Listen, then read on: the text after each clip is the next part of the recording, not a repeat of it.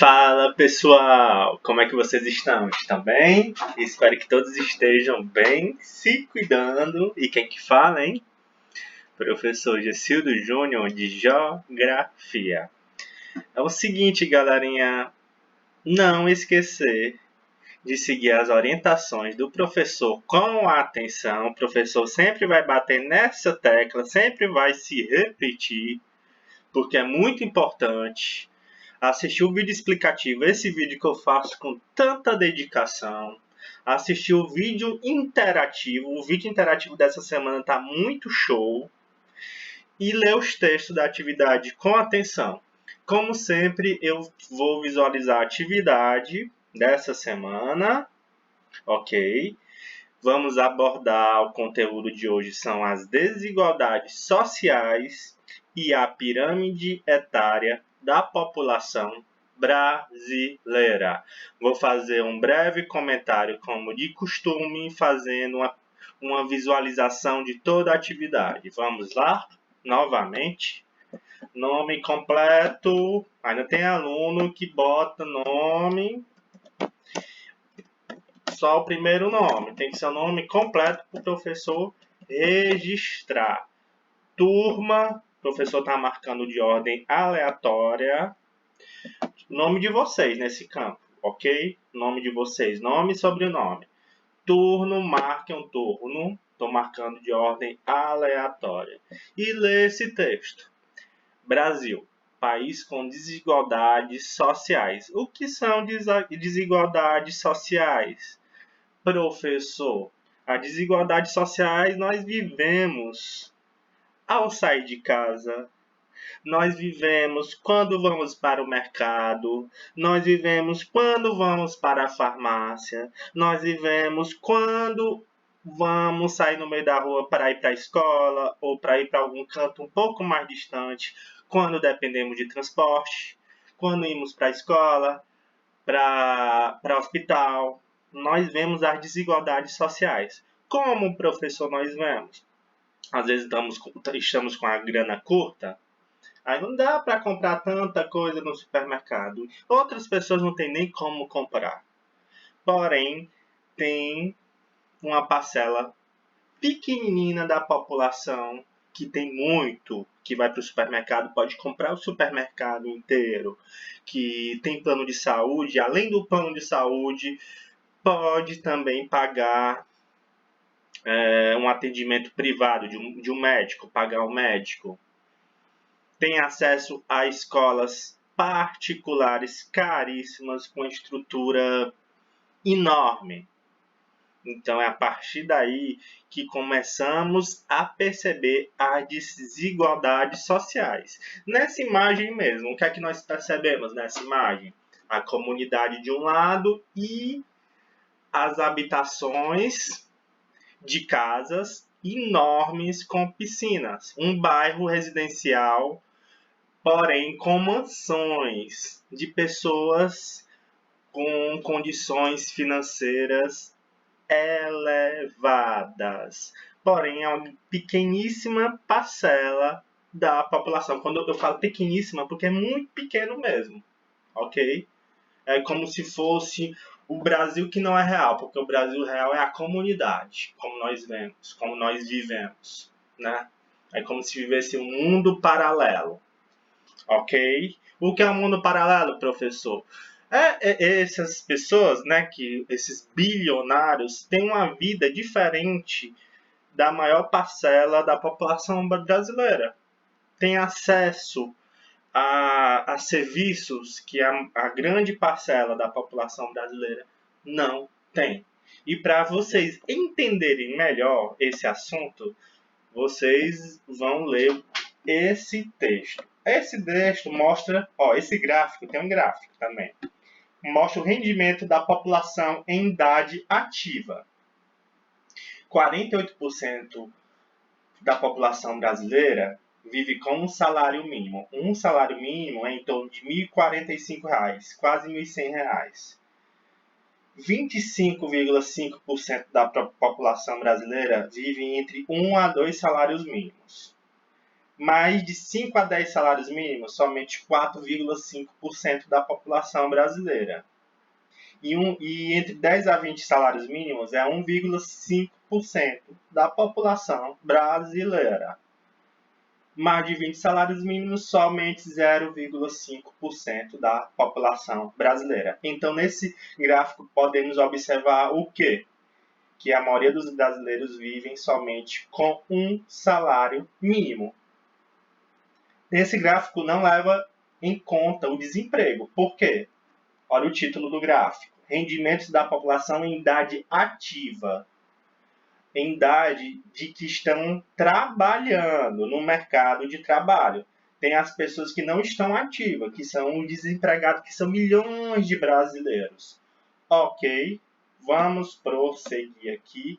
Professor, por que tem essas desigualdades sociais? É um contexto histórico e cultural, né, de cada país.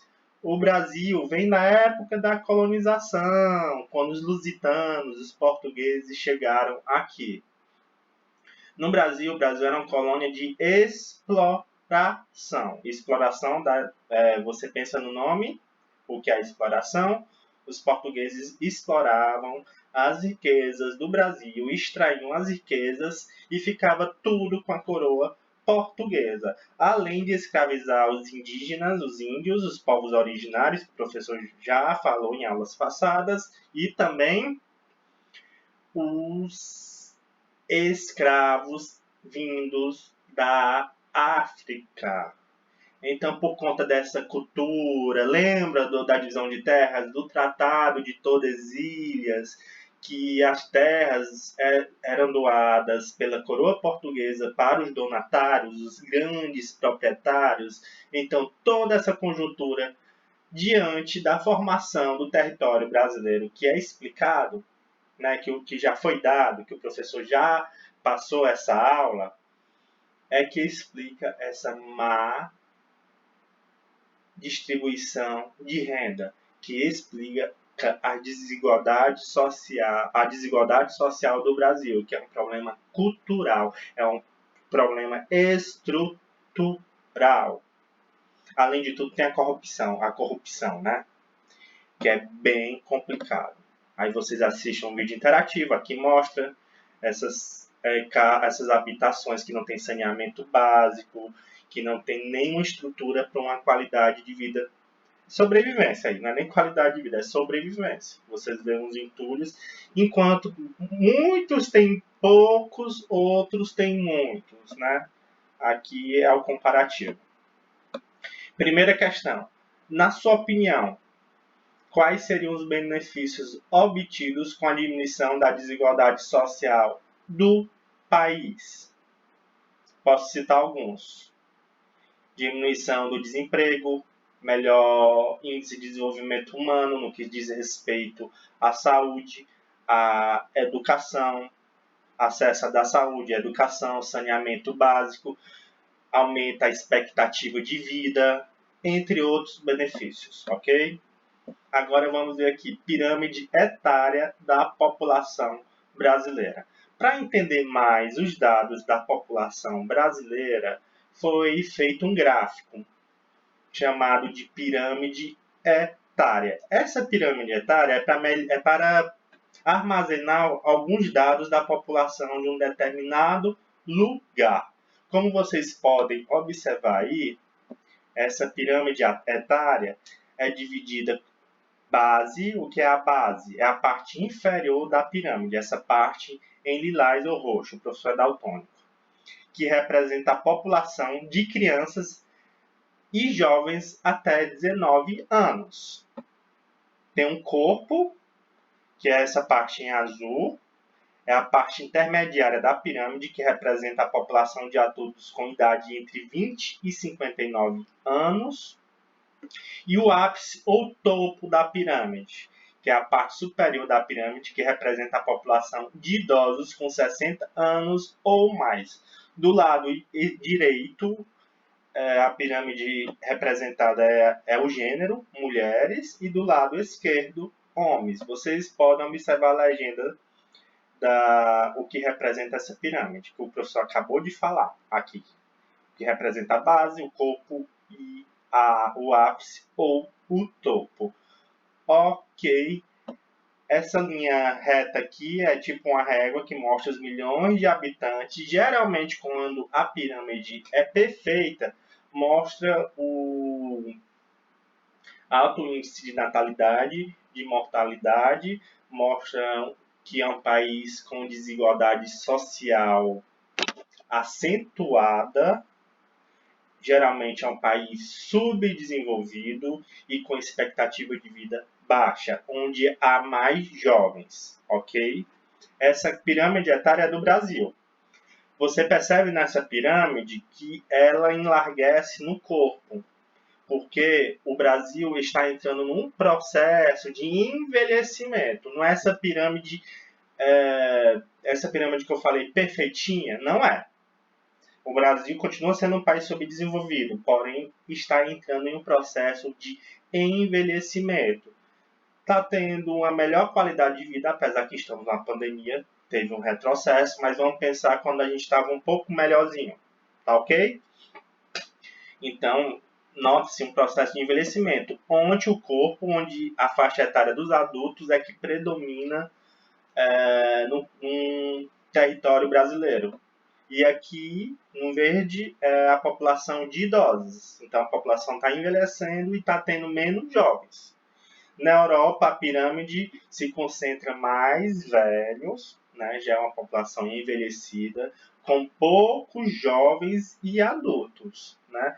Nesses países, há um problema, apesar de ter uma qualidade de vida ok, acesso à saúde ok, a educação maravilhosa, o acesso à educação, esses países têm um problema muito grande quando chega, né, quando essas pessoas, porque é um contingente populacional muito grande de idosos relacionado à aposentadoria. Porque o que esses países enfrentam é a falta de mão de obra. Então, vocês já devem ter visto em alguns veículos de comunicação. Portugal recruta pessoas de outros países. Canadá está recrutando, fazendo entrevistas de pessoas de outros países. É por conta que falta mão de obra. E assim, se falta mão de obra, a economia é prejudicada. Então, há vários programas para chamar pessoas de outros países, programa de imigração, né? E análise de currículo para querendo que pessoas de outros países vão trabalhar, né? Para ajudar nessa mão de obra e para aquecer a economia. Então, a previdência, né, a aposentadoria desses idosos, são tantos idosos que acabam diminuindo, né? Aí fica uma situação bem complicada também. Vamos prosseguir aqui. Aqui você pode ver, ó, o eixo horizontal mostra o número total de pessoas, homens à esquerda, como eu falei, e mulheres à direita. Em vertical, mostra as taxas de idade da população, agrupadas em 5 em 5 anos. O professor já explicou.